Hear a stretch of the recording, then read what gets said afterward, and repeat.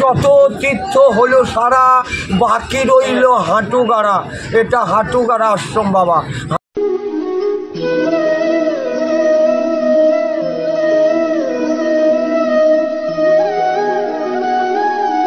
আজ আমি চলে এসেছি নিত্যানন্দ মহাপ্রভুর জন্মস্থান বীরচন্দ্রপুর এর হাঁটুগাড়া মন্দিরে।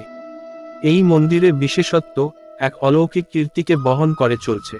জলের মাঝে লক্ষ্য করে দেখুন, মন্দিরের শেষ অংশটা দেখা যাচ্ছে। এই মন্দিরের বিশেষত্ব জানতে এক বিশিষ্ট ভদ্রলোককে পেয়েছি, তো ওনার মুখ থেকেই শুনুন।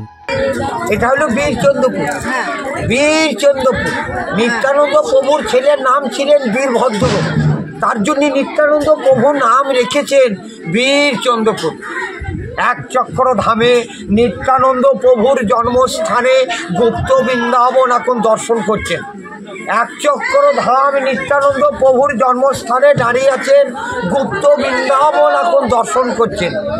তাই নিত্যানন্দ প্রভুর মা বৃদ্ধ বয়সে বলেছিল, বাবা আমি খানি গঙ্গা সাগর যাব। প্রভু মাকে নিয়ে যেতে পারিনি, মায়ের যা শরীরের অবস্থা গঙ্গা সাগর পৌঁছাবে না। তার জন্যে নিত্যানন্দ প্রভু বলল, মাগো তোমাকে আমি এইখানে গঙ্গা সাগরে চান করাবো। কি করি করাবি বাবা? দেখো মা আমি কি করছি, সাধনায় বসি, যত তীর্থ গঙ্গা সাগর আছে সবাইকে আহ্বান করলেন নিত্যানন্দ প্রভু যে আমার মা বাবা চান করবে, আপনারা সকল মিলে ওখানে যাবেন। যে যত তীর্থ গঙ্গা সাগরকে আহ্বান করি নিত্যানন্দ প্রভু এই কুণ্ডে নিয়ে এলেন, দিয়ে মা পদ্মাবতীকে আর হারাই পণ্ডিতকে চান করালো। মায়ের নাম পদ্মাবতী, বাবার নাম হারাই পণ্ডিত। সামনের মন্দিরটা নিত্যানন্দ জন্মস্থানের মন্দির। হারাই পণ্ডিতের ময়দানে দাঁড়িয়ে আছেন বাবা। আর জলে যে আছে বাঁকি বিহারী কৃষ্ণ, জগন্নাথের মন্দিরের কাছে আছে, দেখবেন মাজা বেঁকা, ট্যাং বেঁকা, ঘাড় বেঁকা, নামটাও আবার বাঁকা। তাই উনি এইসব জমি জায়গা সব বাঁকারাই, আর ওইটা নিতাই। তাই বাঁকারাই ধানের চাষ করেছিলেন, তবেই আমরা রাস্তাটা পেলাম, আমরা তবেই খেতে পেয়েছি। তাই বাঁকারাই ধান পুঁতেছিলেন, আমাদেরকে নিবার করেছে আমার এই জমিটা খানিক পরিষ্কার করো তোমরা। আমরা পরিষ্কার করতে লাগলাম, উনি খাবার নিয়ে চলে এলো, এসে বললো, হারে আমার জমিটা কতটা পরিষ্কার হলো প্রভু, আমরা আজকে আর পারবো না। ঠিক আছে তোমরা খাবার খাও, আমার জায়গাটা কতটা পরিষ্কার করেছো আমি খানিক দেখে আসি। উনি দেখতে গিয়ে 10টা হাত বাইর করে জমিখানা পরিষ্কার করে উনি ওখানে অন্তর্ধান হয়ে গেলেন।